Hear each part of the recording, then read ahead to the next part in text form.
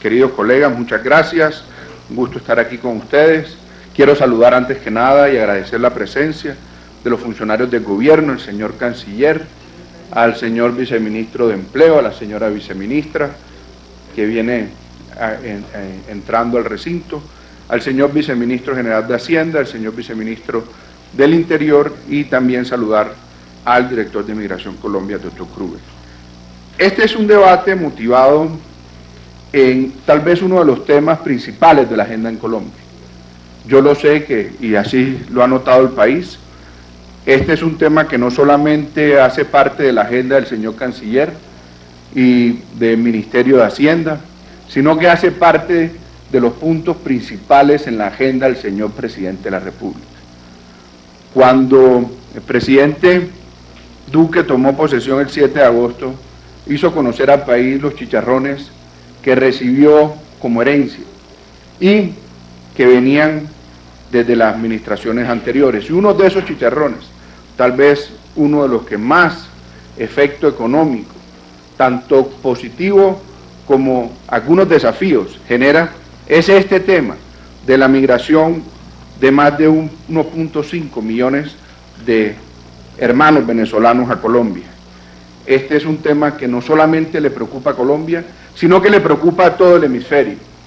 Pero es un tema que con el paso del tiempo ha tenido variaciones, que ya tiene unos niveles de proyecciones interesantes, que se pueden evaluar, que ya sabemos, ya digamos tenemos cómo medir cuál ha sido el real impacto fiscal y el beneficio a la economía en un lapso ya de 2 años o 3 años, desde que comenzó la ola migratoria de alrededor de 4 millones de venezolanos a todo el hemisferio y a todo el mundo. Y podemos hoy empezar a hacer evaluaciones, a revisar riesgos, y la intención de este debate es seguir analizando esta realidad en el marco de nuestros compromisos internacionales, en el marco también de nuestra realidad fiscal, en el marco de el impulso que le queremos dar a la economía y ver cuáles son esos retos, cuáles son esas oportunidades y empezar también a analizar algunas alternativas de cómo se debe afrontar este tema. Debo resaltar que el Gobierno Nacional ha venido atendiendo este problema con eficiencia, con diligencia, que desde el punto de vista migratorio así se ha hecho, que desde el punto de vista asistencial también se ha logrado, y eso lo vamos a analizar en el curso del debate, pero eso no implica, o eso no descarta que sigan subsistiendo desafíos enormes. Entonces quiero comenzar este debate revisando qué es lo que motivó esta migración, por qué se está dando esto que llaman la tercera ola de migración de Venezuela. Y la verdad es que hoy hay que decirlo, yo creo que nadie en Colombia y nadie en la comunidad internacional se atreve a refutar esta afirmación. Venezuela es un Estado fallido. Venezuela hoy no está proveyendo de soluciones a ninguno de sus ciudadanos. En Venezuela la inflación en lo corrido de este año supera el 200.000%. La inflación ha llegado a niveles de hiperinflación que afectan, por supuesto, el poder adquisitivo de todas las poblaciones, y las cifras emitidas por el Banco Central revelan además una caída de la economía venezolana del Producto Interno Bruto del 52%. Y tengo que decirlo, el problema en Venezuela no se debe al fracaso en la implementación de un modelo socialista, sino por el contrario a que el actual dictador y el anterior han ejecutado a la perfección un modelo socialista que conduce a esto, que conduce precisamente al fracaso. Un modelo que ha mostrado en muchos países y en varios en América Latina el fracaso contundente. En Venezuela, un país de 33 millones de habitantes Que migren casi 4 o 5 millones quiere decir que casi el 20% de sus ciudadanos se están mudando hacia otros países, que están buscando otras soluciones. La tasa de homicidio en Venezuela, la criminalidad en Venezuela es realmente un indicador de un país en guerra, de un país caótico, de un país, de una sociedad fallida. La pobreza que estuvo en niveles del 20, el 25%, hoy ronda el 90%. Lo que ha hecho este modelo es multiplicar los niveles de pobreza, los niveles de indigencia, los niveles de miseria, y lo que ha hecho es afectar a toda la ciudadanía. Podríamos mirar en detalle indicadores sobre producción petrolera. La caída de la producción petrolera, que era el principal motor de esa economía, es concluyente. Nos indica que el modelo estatista que promueve esa ideología y que además quiere implementar en diferentes países de América Latina no permiten la sostenibilidad económica, y si no se permite la sostenibilidad económica, mucho menos la sostenibilidad social. Muchos venezolanos han abandonado sus techos, sus casas, en búsqueda, déjame la diapositiva anterior, en busca de alimentación. Cuando un ciudadano abandona su hogar, cuando abandona su techo, cuando abandona su familia para vivir debajo de un puente en un país extraño, significa que esa persona no tiene cómo resolver sus más urgentes necesidades de alimentación, de salud, de medicamentos, de educación. Las más básicas de todas las necesidades quedan absolutamente insatisfechas en Venezuela.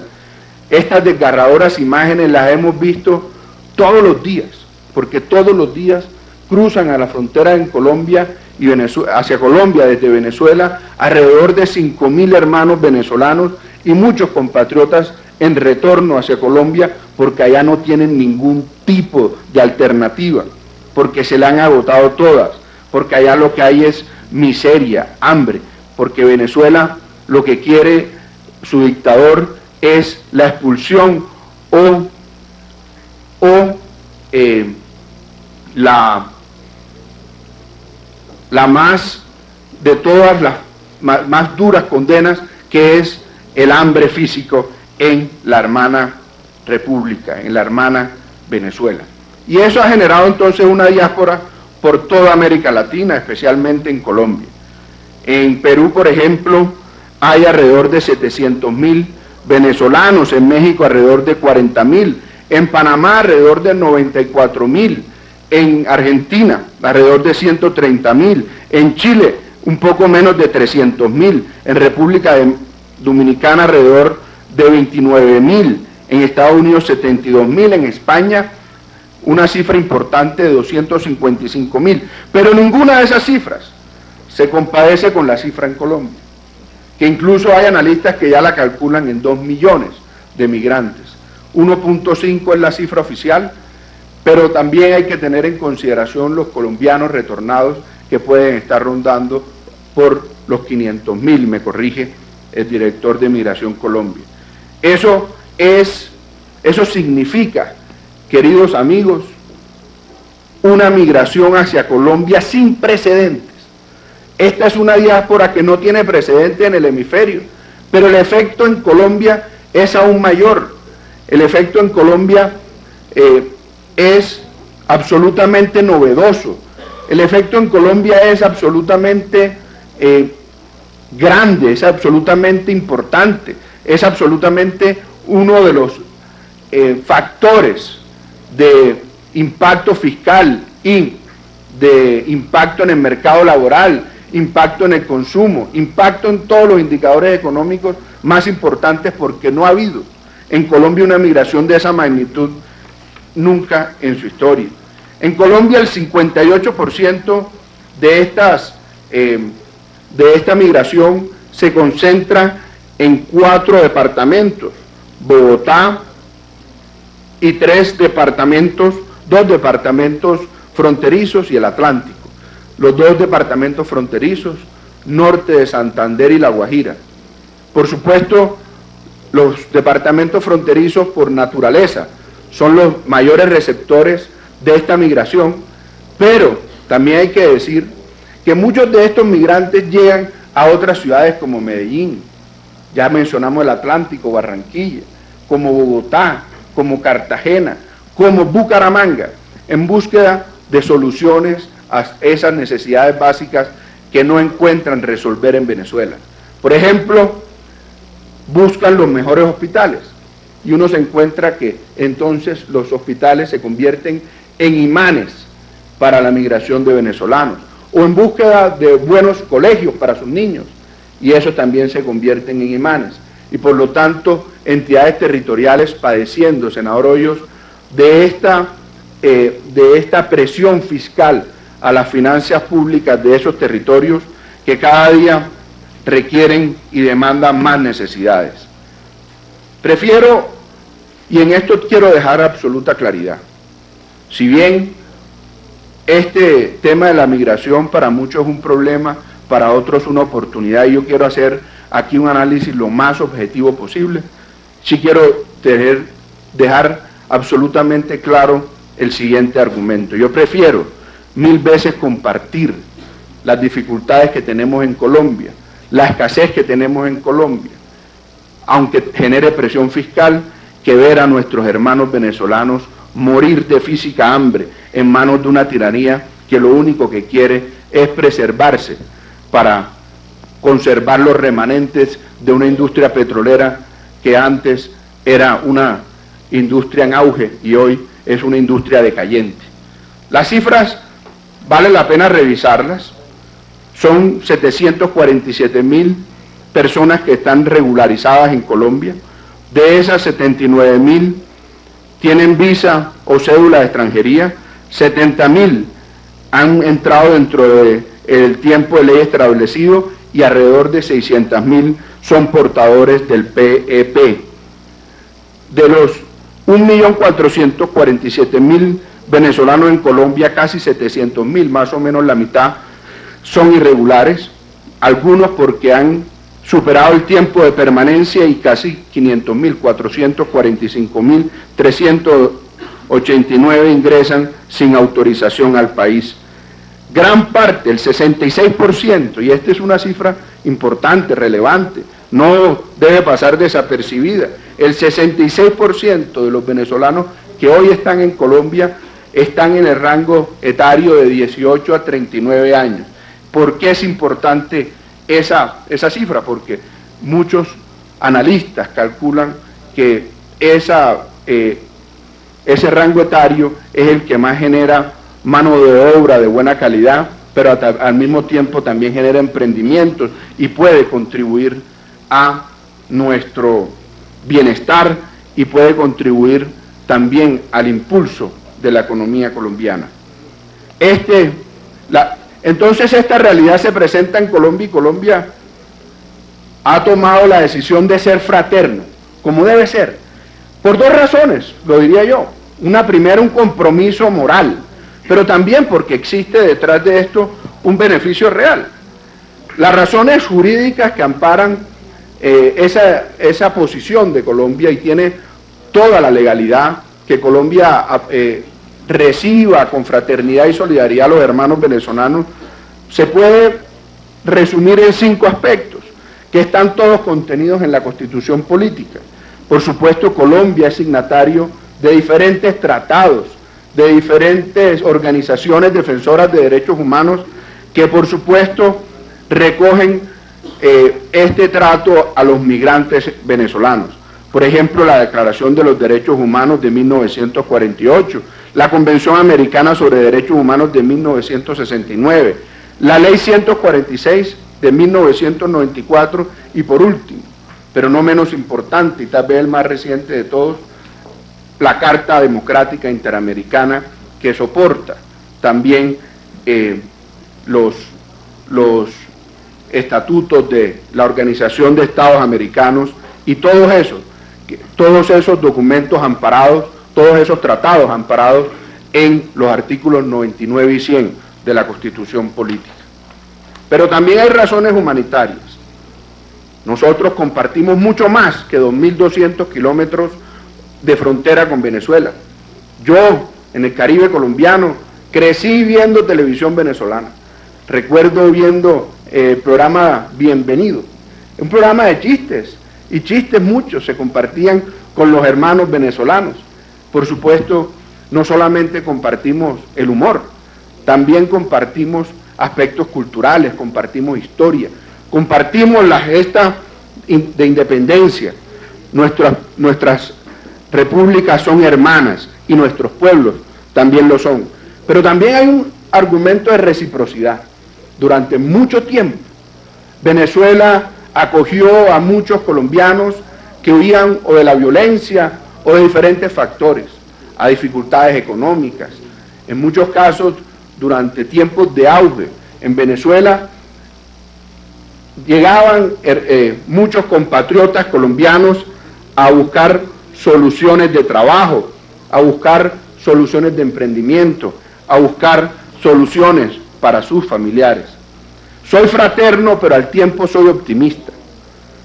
Y en la migración de los hermanos venezolanos no solamente veo retos, también veo oportunidades. Y quiero aquí regresar a ese punto de que el rango más importante de migrantes está entre los 18 y los 39 años. Porque eso no solamente le sirve a Colombia, y así lo revelan diversos estudios, la extensión del bono demográfico, que nos puede ayudar si esas personas contribuyen a seguridad social en Colombia, a sostener el bono pensional.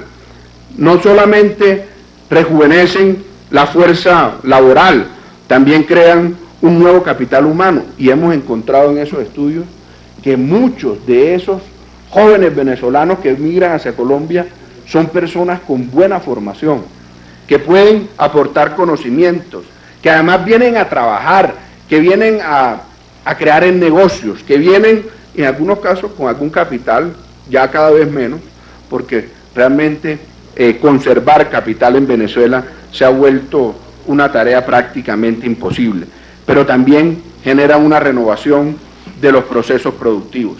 Cuando uno compara la posibilidad de que en Colombia tengamos trabajadores activos versus trabajadores retirados, con la llegada de estos trabajadores venezolanos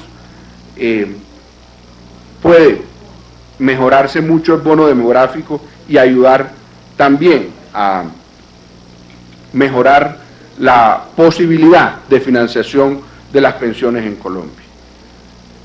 FEDesarrollo realizó una simulación del impacto de la migración sobre el PIB potencial.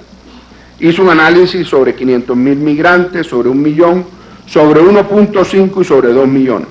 Los resultados muestran unos incrementos de crecimiento potencial entre 0.1 puntos porcentuales y hasta 0.5 respecto al escenario base. Es decir, estos hermanos venezolanos, según este estudio de FEDesarrollo, pueden llevarnos a crecer casi que medio punto más por encima del PIB. Y ese es un elemento importante a resaltar que todos tenemos que tener en consideración. Pero sin duda esto trae desafíos, no todo es color de rosa. Sin duda aquí hay riesgos importantes. El principal de todos esos riesgos es que, y no solamente en Colombia, y es que lleguen olas de xenofobia. Y eso yo creo que es uno de los elementos que nos deben unir, rechazar cualquier vicio, cualquier muestra, cualquier nube, cualquier aspecto que pueda sugerir que está surgiendo algún tipo de xenofobia hacia los hermanos venezolanos. Los hermanos venezolanos no están abandonando su techo porque les parezca que en Colombia tienen muchas alternativas, sino porque en Venezuela se agotaron todas las alternativas. El mayor desafío también es integrar que esos 2 millones o 1.5 millones de migrantes hacia Colombia puedan entrar y puedan recibir los más básicos servicios sociales sin afectar las finanzas públicas y sin afectar la prestación de esos mismos servicios a la población colombiana necesitada. Ahí quiero concentrar gran parte de este debate, porque esta es una comisión que estudia reformas tributarias, esta es una comisión que estudia el marco fiscal de mediano plazo, porque a esta célula legislativa le corresponde analizar año tras año el presupuesto, y año tras año estamos viendo que en el presupuesto general de la Nación hay cada vez una mayor presión por la atención de estos migrantes venezolanos hacia Colombia. Por supuesto, también hay desafíos en términos de informalidad, también hay desafíos en términos de delincuencia, también hay desafíos en términos de mano de obra y de la absorción de una sociedad a unos migrantes que han llegado todos al mismo tiempo. Cálculos iniciales sobre un escenario base hacia el año 2021 de 2.1 millones de migrantes hacia Colombia indicarían que el costo en 2020 sobre la educación, el costo que implicaría la atención de estos hermanos venezolanos en Colombia es de 1.6 billones de pesos, en salud de 1.4 billones de pesos, en vivienda de 267 mil millones, en fortalecimiento institucional de 35 mil millones, en defensa serían 10 mil millones, en trabajo de alrededor de 60 mil, un poco menos, en primera infancia, atención familiar de 540 mil millones y atención humanitaria de 35 mil millones. En cuentas gruesas estamos hablando de entre 0,4% y 0,7% del Producto Interno Bruto, es decir, entre 4 y 7 billones de pesos. Uno dice, 4 y 7 billones de pesos es un monto muy grande para el presupuesto general de la Nación. Sin embargo, también hay que decir que si eso fuera un problema de un año, de una sola vigencia, este sería un problema que tendría solución, o que tendría una solución que se puede cuantificar. El problema es que no sabemos hasta cuándo tendremos esta presión fiscal. Y ahí es donde yo quiero detener gran parte de esta discusión. Incluso la Comisión de la Regla Fiscal permitió la flexibilización de la misma pensando en que esta presión necesitaba que el gobierno nacional pudiera asumir más deuda para atender estos problemas. Sin embargo, el gobierno nacional, que ha tenido un manejo ortodoxo de la economía durante estos 15 meses del gobierno del presidente Duque, decidió no hacer uso de esa flexibilización y para el próximo año tendremos un déficit fiscal del 2,2% y no del 2,3% como autorizó la Comisión de la Regla Fiscal. Allí, entonces, nosotros tenemos que plantear cómo vamos a resolver este problema hacia el futuro. ¿Vamos los colombianos nosotros solos a atender estas necesidades? Cuando uno revisa qué ha pasado con casos parecidos, recientes, uno encuentra que la migración venezolana comparada con otros casos de migración, diásporas parecidas en los últimos años, ya la de Venezuela está convirtiéndose en un conflicto, en un problema de una magnitud aún mayor, ya suficientemente grande. En Siria, total refugiados y migrantes son 6,5 millones. Afganistán a 1990 eran de 6,3. Sudán del Sur a 2017 eran 2,4, un poco menos que los 4 millones que ya tiene la migración de Venezuela. En Bosnia, 1 millón. En Serbia, en 2002, Serbia, Kosovo y Croacia fueron 600.000. Y entonces uno dice, ¿hasta dónde va a llegar? Y hay ya algunos analistas que proponen que hacia futuro, incluso para el próximo año, el año 2020, la proyección puede llegar, siguiendo la tendencia con la que viene, en un escenario lineal a 7,5 millones de migrantes venezolanos. 7.5 millones de venezolanos que saldrían de Venezuela, no todos hacia Colombia, tengo que hacer la claridad, para que no quede la sensación de que aquí vamos a recibir a 7 millones, pero sí sabemos que Colombia es el principal receptor, y hay cálculos que incluso hablan de 8.2 millones de migrantes venezolanos. Y entonces uno dice, ¿pero qué va a pasar? Pues nadie tiene la bola de cristal. Yo tengo la ilusión, y lo digo, de que la dictadura caiga y que entre en una transición democrática a Venezuela, pero eso nadie lo puede vaticinar o lo puede predecir con precisión, y no sabemos si el dictador, que ahora uno lo ve tomando un nuevo aire y tratando de desestabilizar a América Latina, va a perdurar algún tiempo adicional, y Colombia tiene que prepararse para ese escenario. Colombia no puede tomar la decisión de, como la avestruz, evitar ese escenario. ¿Qué pasa si a Colombia entonces esto se convierte en 3 millones de migrantes venezolanos? ¿Qué le va a pasar a Colombia si esto se convierte en 4 millones de venezolanos? ¿Qué va a pasar en el hemisferio?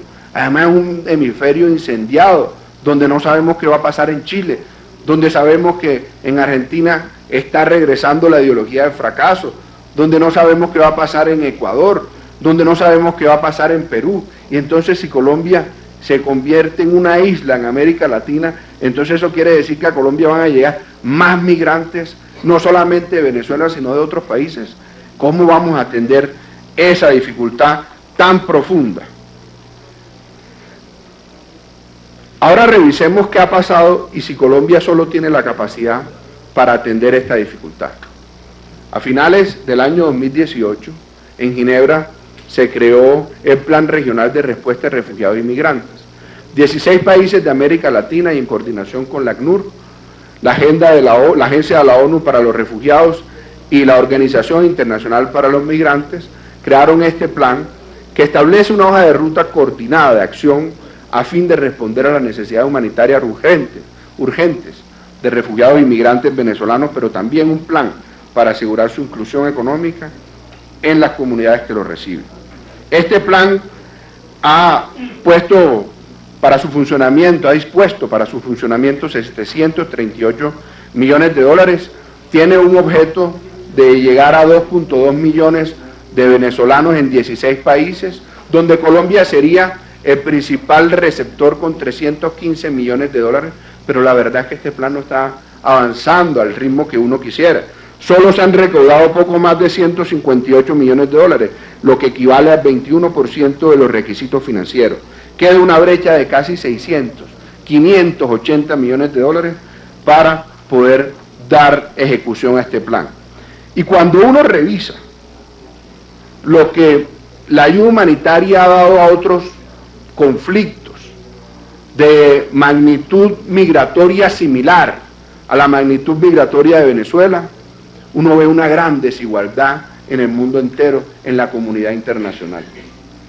Mientras Siria ha recibido, o mejor, los refugiados inmigrantes sirios han recibido 33.000 millones de dólares a cifras de 2018, y mientras migrantes y refugiados de Sudán del Sur han recibido 9.400 millones de dólares a 2018, los migrantes venezolanos han recibido un poco más de 325 millones de dólares, y si se cumpliera la meta, a duras penas recibirían 800 millones de dólares.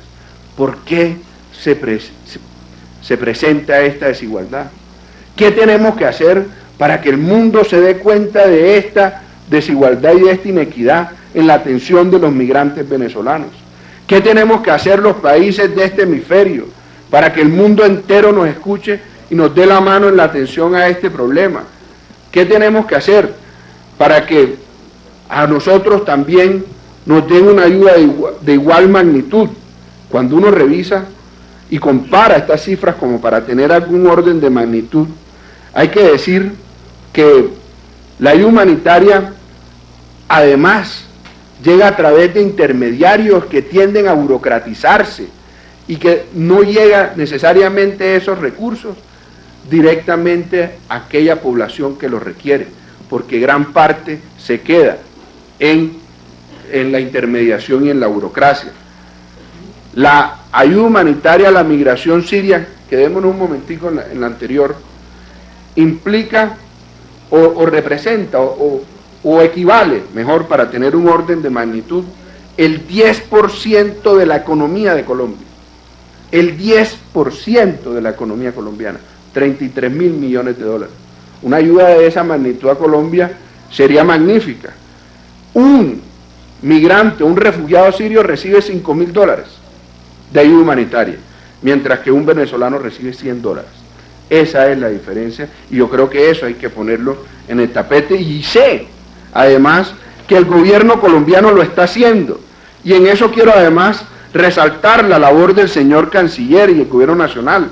Aquí se ha hecho bastante, el gobierno colombiano ha hecho mucho más de lo que se pensaba, no solamente las denuncias ante la Corte Penal Internacional contra la tiranía, el cerco diplomático, la astucia, la inteligencia con la que se han manejado los intentos provocadores de la tiranía, y en eso también quiero felicitar al gobierno, que a pesar de que ha hecho el cerco diplomático no se deja provocar, sino que siempre se tramita todo a través de los mecanismos diplomáticos, institucionales, multilaterales y bilaterales necesarios, a pesar de la precaria relación o nula relación con la tiranía. Se intentó transportar, y ahí estuvimos presentes muchos de nosotros, ayuda humanitaria a través de la frontera. La tiranía ni siquiera es capaz de recibir la colaboración, la mano amiga con su población. No, ellos quieren ver a su población padeciendo. Se ha logrado otorgar apoyo diplomático al gobierno legítimo de transición que preside Juan Guaidó. El gobierno colombiano nacionalizó 25.000 niños que nacieron en Colombia de padres venezolanos que iban a quedar sin patria y que el gobierno colombiano está asumiendo como propio. Se ha creado un plan de impacto para mitigar los efectos generados por la crisis migratoria que contiene 50 puntos, créditos especiales de Findeter, créditos en condiciones especiales de Bancoldex, la zona económica de frontera y muchos otros puntos que no vale la pena detallar por cuestiones de tiempo. Está promoviendo el gobierno nacional con el Banco Interamericano de Desarrollo la creación de un fondo multilateral que permita la ayuda de países que padecen la crisis, y sigue el gobierno colombiano buscando alternativas, pero no podemos descansar, tenemos que seguir analizando cuáles otras opciones hay, qué otras alternativas tenemos. Colombia ha recibido, como dijimos, un apoyo que la cooperación internacional otorga a través de organizaciones no gubernamentales, pero nunca a través del gobierno, o en muy poca medida a través del gobierno. Y por lo tanto, muchos de esos recursos no llegan a su destino, o llegan a su destino, pero después de una intermediación burocratizada que afecta la posibilidad de atender las necesidades de la población afectada. Quiero entonces abrir una discusión. Yo no quiero aquí plantear un dilema, sino plantear un debate. Yo quiero abrir un debate que tiene componente económico, que tiene un componente jurídico y que por supuesto también tiene componentes políticos en la esfera internacional. Y es si nosotros debemos seguir dándole un tratamiento de migrantes a los venezolanos que vienen a Colombia, o si debemos darle un tratamiento de refugiados. ¿Será que eso tendrá alguna implicación en que la comunidad internacional abra los ojos de la magnitud de este problema? ¿Será que llamarlos refugiados es el término que está esperando la comunidad internacional para que podamos pasar de $100 por venezolano, refugiado o migrante, hacia una cifra más cercana a los 5.000 que reciben los refugiados sirios? ¿Será que es el elemento diferenciador, ese elemento que puede disparar la cooperación internacional hacia nuestros países, hacia Cuba, hacia Perú, hacia Colombia, hacia Ecuador, hacia Chile, hacia estos países que estamos, hacia Panamá, que estamos recibiendo la mayor parte de esta población de hermanos venezolanos. Por supuesto, los argumentos jurídicos existen. Por supuesto, la Convención sobre el Estatuto de Refugiados, el Protocolo sobre el Estatuto de Refugiados y la Declaración de Cartagena contienen los elementos fácticos necesarios para declarar a los refugiados. ¿Es conveniente o no para Colombia? Yo quiero que demos esa discusión hoy aquí. Yo quiero que el país, que los medios de comunicación en Colombia nos abran esta posibilidad, este debate. A ver si de pronto por aquí encontramos soluciones que le den sostenibilidad a un problema que, si sigue por los órdenes que trae, que si sigue en la tendencia histórica, va a llegar a unas cifras que ya son alarmantes y que van a llegar aún a cifras más preocupantes. Por supuesto, eso también tiene implicaciones. Tratar como refugiados a 1.5 millones de migrantes venezolanos de manera individual es prácticamente imposible. Ya nos quedan 2 diapositivas y estamos terminando. Por supuesto, eso tiene implicaciones serias. Institucionalmente no tenemos la capacidad de atender 1.5 millones, pero analicemos el concepto de prima facie, a ver si a través de eso no podemos dar un tratamiento general, colectivo y no individualizado a los millones de migrantes venezolanos. Y quiero cerrar entonces diciendo,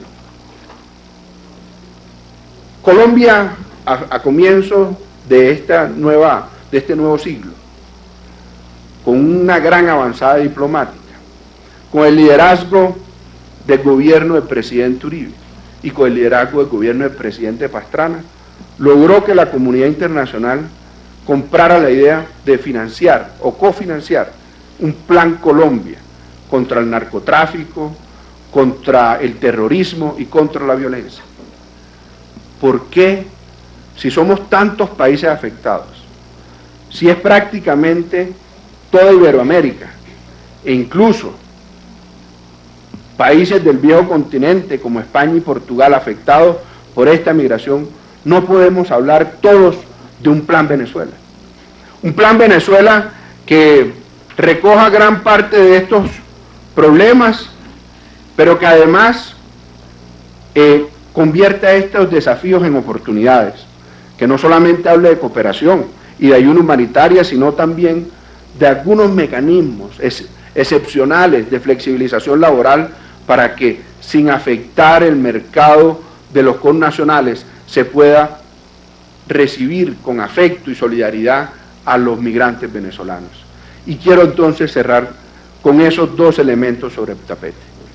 O lanzamos un plan Venezuela que recoja el liderazgo que Colombia ha venido asumiendo y que sea acompañado por estos países afectados por la migración de la diáspora venezolana, o pensamos también en la alternativa de declarar los refugiados a través del concepto de prima facie, de manera que no se haga de manera individual, sino colectiva, y podamos de esa forma recibir una ayuda de la comunidad humanitaria internacional que nos permita atender esto como una oportunidad sin que afecte la atención a nuestros hermanos colombianos, a los compatriotas colombianos, y sin que afecte las finanzas públicas en Colombia.